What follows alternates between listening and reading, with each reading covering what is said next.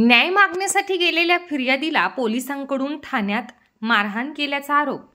तरुणाने व्हिडिओ बनवत विषारी औषध प्राशन करून केला आत्महत्येचा प्रयत्न।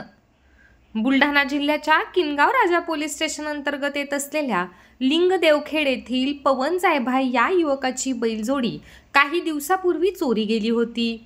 त्या संदर्भात संबंधित तरुण किनगाव राजा पोलीस ठाण्यात तक्रार दाखल करण्यासाठी गेला असता त्याची तक्रार घेतली नसल्याचा आरोप या तरुणाने केलाय। 3 ते 4 दिवस पोलीस स्टेशनला चक्रा मारून तक्रार नोंदवली जात नसल्याने या तरुणाने थेट जिल्हा पोलीस अधीक्षक कार्यालय गाठत तक्रार दिली। पोलीस अधीक्षक कार्यालयातून तक्रार घेण्यासंदर्भात किनगाव राजा पोलीस स्टेशनला सूचना केल्याने संबंधित ठाणेदार संजय मातोंडकर यांना राग अनावर झाला आणि संबंधित तरुणाला पोलीस स्टेशनमध्ये बोलावून लाथाबुक्क्यांनी बेदम मारहाण करत त्याच्यावरती खोटे गुन्हे दाखल करण्याची धमकी दिल्याचा आरोप या तरुणाने केला आहे।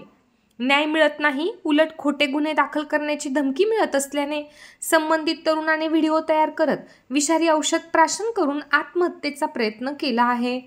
हा व्हिडिओ सध्या सोशल मीडियावर चांगलाच व्हायरल होतोय। तरुणावर सध्या जालना येथील रुग्णालयात उपचार सुरू आहेत। पोलिसांच्या त्रासाला कंटाळून महिला डॉक्टरांचे आत्महत्या प्रकरण ताजे असतानाच आता पोलिसांच्या त्रासाला कंटाळून एका तरुणाने आत्महत्येचा प्रयत्न केला असल्याने एकच खळबळ उडाली आहे। पोलिसांची प्रतिक्रिया या बाबतीत मिळू शकली नाही।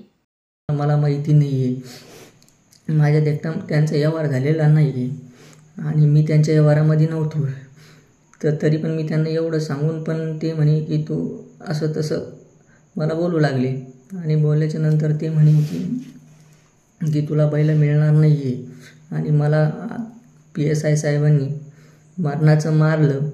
कॅमेरे बंद करून किनगाव राजा पोलीस स्टेशनमधले कॅमेरे बंद करून मला खूप मारलं आणि मला बसून ठेवलं 6 वाजेपर्यंत, संध्याकाळच्या 6 वाजेपर्यंत मला बसून ठेवलं की म्हणे मी तुझ्यावर गुन्हे दाखल करतो।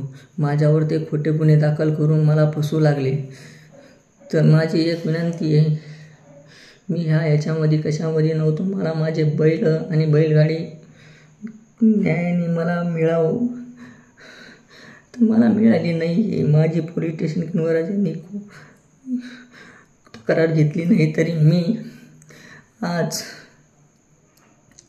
माझं स्वतःचं जीव देणार आहे। याला कारणीभूत जे PSI किनगाव राजाचे PSI आणि माझे बैल नेणारे मला न्याय न मिळाला त्यांच्याकडून मी केलेलं रामेश्वर कारभारी सांगळे आणि त्यांचे वडील कारभारी सांगळे यांच्यामुळे मी आज माझा जीव संपून देणार आहे।